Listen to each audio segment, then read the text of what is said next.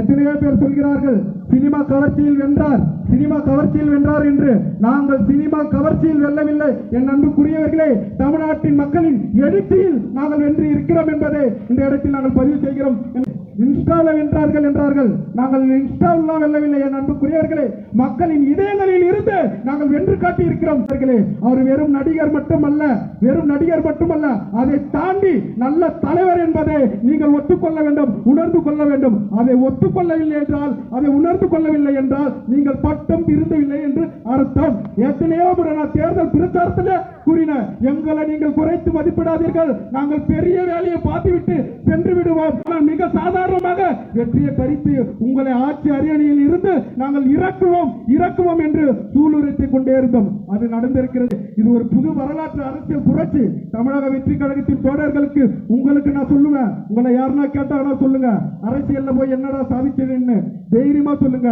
தமிழ்நாட்டில் முந்தைய முதல்வராக இருந்த திரு முத்துவேல் கருணாநிதி ஸ்டாலின் அவர்களே, கொளத்தூர் மண்ணிலே நாங்கள் மண்ணை கவ வைத்தோம் என்று துணிச்சலாக நீங்கள் சொல்லுங்க. இதேதான் உங்களிடத்து தமிழ்நாட்டு பெண்களை கொச்சப்படுத்துபவர்கள், தமிழ்நாட்டின் பெண்களை இழிவுபடுத்துபவர்கள், தமிழ்நாட்டின் பெண்களை மானபங்கப்படுத்த நினைப்பவர்கள் யாராக இருந்தாலும் பாத்ரூம்ல பதுங்கி இருந்தாலும் தட்டி தூக்குண்டா என்ற வரலாறு எங்களுக்கு இருக்கு. நீ யார் ஆனாலும் இரு, எவ்வளவு பெரிய ஆள் ஆனாலும் இரு, தூக்குவோனாங்க.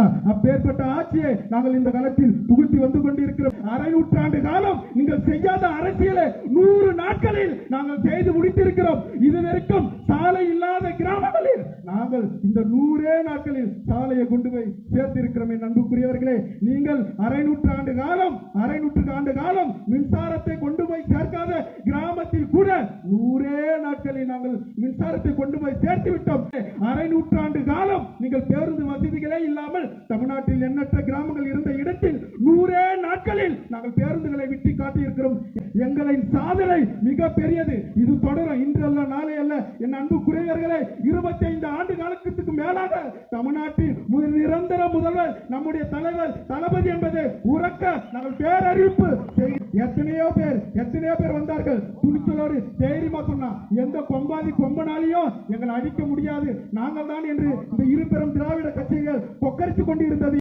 கொம்பாதி கொம்பன் ஒருவன் 2.5 வருடத்தில் கட்சியை ஆரம்பித்து திராவிடம் என்கின்ற உங்களது கட்சியை சவக்குழியில் இறக்கியதுதான் எங்களின் சாதனை. எனவே இந்த அரசியலை, இந்த தூய பிள்ளைகள் நாங்கள், எளிய பிள்ளைகள் நாங்கள், காசு இருக்கிறவங்க தான் அரசியல் செய்ய முடியும், பணம் இருக்கிறவங்க தான் அரசியல் செய்ய முடியும் என்கின்ற நிலையை மாற்றி எங்கள் தலைவர் தளபதி விஜய் அவர்கள் அன்னாடம் காட்சிகள், நாங்களும் அரசியல் செய்யவும், பஞ்சம் பராதிபய மக்கள் நாங்களும் அரசியல் செய்யவும், ஓட்டுநராக இருந்தால் நாங்களும் சட்டமன்றத்துக்கு செல்லுவோம் என்று சொல்லவில்லை. என் அன்புக்குரியவர்களை செய்து காட்டி இருக்கிறார். அத்தகைய தான் இந்த களத்தில் நாங்கள் செய்திருக்கிறோம். பாத்தீங்கன்னாக்கா கொள்கை தலைவர் புரட்சியாளர் அண்ணல் அம்பேத்கர் உருவ படத்தை கூட தொட்டு திராவிட முன்னேற்ற கழகமாக இருக்கட்டும், இந்த அதிமுகவாக இருக்கட்டும், இதுவரைக்கும் வாக்கு கேட்டதே இல்லை. என் அன்புக்குரியவர்களே, பொது வெளியில் வாகன பிரச்சார வாகனத்தில் புரட்சியாளர் அண்ணல் அம்பேத்கருடைய திருவுருவ படத்தை தூக்கி பிடித்து 108 இடங்களை வென்று முடித்திருக்கிறார் எங்களுடைய தளபதி. அவர் பொதுவான தலைவர் என்பதை ஊருக்கு பிரகடனம் செய்திருக்கிறார். அதன் பின்னரும் தூக்கிட்டு வர்றான், மாலை தூக்கிட்டு வர்றான் அம்பேத்கர் போடுறதுக்கு, அதுக்கு பின்னாடி பூ தூக்கிட்டு வர்றான் அம்பேத்கர் போடுறதுக்கு. எப்ப தூக்கிட்டு வர்றான்? எங்கள் தலைவர் தூக்கி பிடித்த பிறகுதான் அம்பேத்கர் அவனுக்கு கண்ணுக்கு தெரிகிறது. என் அன்புக்குரியவர்களே, 1700 ஆண்டுகளில் பெண்கள் அடிமைப்பட்டு வீட்டு நசுக்கப்பட்டு ஒடுக்கப்பட்டு கடந்த காலத்திலே என் அருமை பாட்டு, பெரும்பாட்டு, வீர தமிழச்சி வேலு நாச்சியார் ஆங்கிலேயருக்கு எதிராக போர் தொடுத்து அவரின் கொடியை நாட்டு சிவகங்கை சீமையை ஆண்டார். அப்பேற்பட்ட வேலு நாச்சியரை இந்த திராவிட கட்சிகளுக்கு அறிமுகம் செய்ததே தமிழக வெற்றி கழகத்தின் தலைவர் எங்கள் அண்ணன் ஜோசப் விஜய்னா. மறைக்கப்பட்ட வரலாறு. வேலு நாச்சியார் தான் யாரும் கேட்டுட்டு இருந்தா. திமுக ஆட்சியில் மதுரையில் இருக்கிற மேம்பாலத்திற்கு வேலு நாச்சியார் பேரை வைக்கலாம். எப்போ நாங்கள் கொள்கை தலைவராக ஏற்றுக்கொண்ட பிறகுதான். இதுதான் இன்றைய மாற்றம். இந்த மாற்றம் தொடரும். எத்தனையோ பேர் கொள்கைவாதிகள், அந்தவாதிகள், இந்தவாதிகள் தமிழர் நாட்டை தமிழரே ஆளணும் என்று ஒரு திரள்நீதி கூட்டம் சொல்லிக்கிட்டு திருடி இருக்குது, ஒரு ஆமக்கரை கூட்டம் சொல்லிக்கிட்டு திரிஞ்சுக்கிட்டு இருக்குது. அதே பச்சை தமிழ, அதுவும் சாதா தமிழ அல்ல, சூர தமிழ, வீர தமிழ, மாட தமிழ எங்க அண்ணன் தளபதி தமிழர் நாட்டை தமிழரே ஆளணும் என்று எழுந்து வருகிற போது திராவிடத்தோடு இவன் கை கோக்கிறான். யார் கொள்கைவாதி? வா விவாதிப்போம். 1 to 1 விவாதிக்க நான் தயார். நீங்கள் கொள்கைவாதியா இல்ல நாங்கள் கொள்கைவாதியா?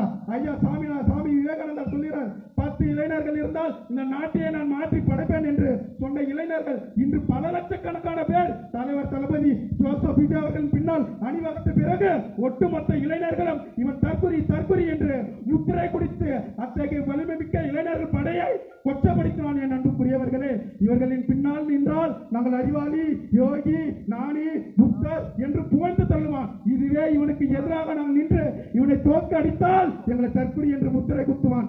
இவனுடைய அரசியல் எப்பேற்பட்ட ஆபத்தானி என்பதை நீங்கள் புரிந்து கொள்ளுங்கள். என் அன்புக்குரியவர்களே, நாங்கள் விவாதிக்க தயாரு.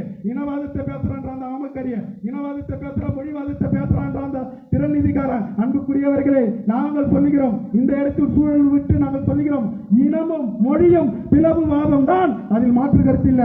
அப்ப எதுக்கு நீங்க மொழிப்போர் தியாகிகளுக்கு வீரவணக்கம் செலுத்துறீங்க? மொழிப்போர் விழா தியாகிகளுக்கு வீரவணக்கம் செலுத்துறதா இருந்தா மொழி பிளவுவாதத்தோடு எப்படி நீங்கள் ஒப்பிடுங்க? ரொம்ப அறிவுபூர்வமாக கேட்கிறாங்க. நாங்கள் எங்கள் மொழி உயர்ந்தது என்று எண்ணிக்கொண்டு பிற மொழியை அழிக்க நினைத்தால் அது மொழி பிளவுவாதம். எங்கள் மொழியை ஒருவன் தாக்க வருகிறான் என்றால் அவனுக்காக போராடி மாண்ட என் முன்னோர்களை காப்பது எங்களுடைய மாண்புடா. அந்த இடத்துல மொழிப்போர் தியாகிகளுக்கு நாங்கள் வீர வணக்கம் செலுத்தி நாங்கள் கொண்டாடுகிறோம். என் அன்புக்குரியவர்களே, இவன் கட்டமைக்கிறான் தமிழ் தேசியமும் திராவிடமும் ஒன்று என்று நம்மளுடைய தலைவர் தளபதி ஜோசப் விஜய் அவர்கள் முன்மொழிந்து வரும்போது அது எப்படி ஒன்னாகும்? திராவிடம் வேறு, தமிழ் தேசியம் வேறு, இது ரெண்டும் எப்படி ஒன்னாகும் என்று புரிந்துள்ளவர்கள் இல்லாமல் இவன் ஒரு கேள்வியை முன்வைக்கிறான். என் அன்புக்குரியவர்களே, இது நாள் வரைக்கும் தமிழ் தேசியம் ஆட்சி அதிகாரத்தில் இல்லாத போது காத்து நின்றதே இந்த திராவிடம் தான். எனவே என் அன்புக்குரியவர்களே, தமிழ் தேசியத்தை காத்து தகப்பனாக இருந்தது நம்மளுடைய தளபதியாக இருந்த திராவிடம். அந்த திராவிடத்தையும் தமிழ் தேசியத்தையுமே ஒன்றாக இணைத்து இந்த நிலத்தில் கட்டமைப்பு பண்ணி இந்த திராவிட கட்சிகளை வீழ்த்தியிருக்கிறது என்றால் இதனால் அரசியல் புரட்சி. இவன் தமிழ் தேசிய அரசியலுக்கு எதிராக ஒரு அரசியல் உருவாகும் பொழுது திராவிடத்தை கட்டமைச்சிட்டு இருந்தான். எந்த இடத்திலும் என் அன்புக்குரியவர்களை உங்களிடத்தில் நான் பணிவோடு சொல்கிறேன், தமிழ் தேசியத்திற்கு எதிரி திராவிடம் இல்ல, தமிழ் தேசியத்துக்கு எதிரி ஆரியமும் பார்ப்பனியம் தான் என்கின்ற கொள்கை புரிதலோடு நீங்கள் செயல்பட வேண்டும் என்கின்ற கொள்கையும் கோட்பாடுகளும்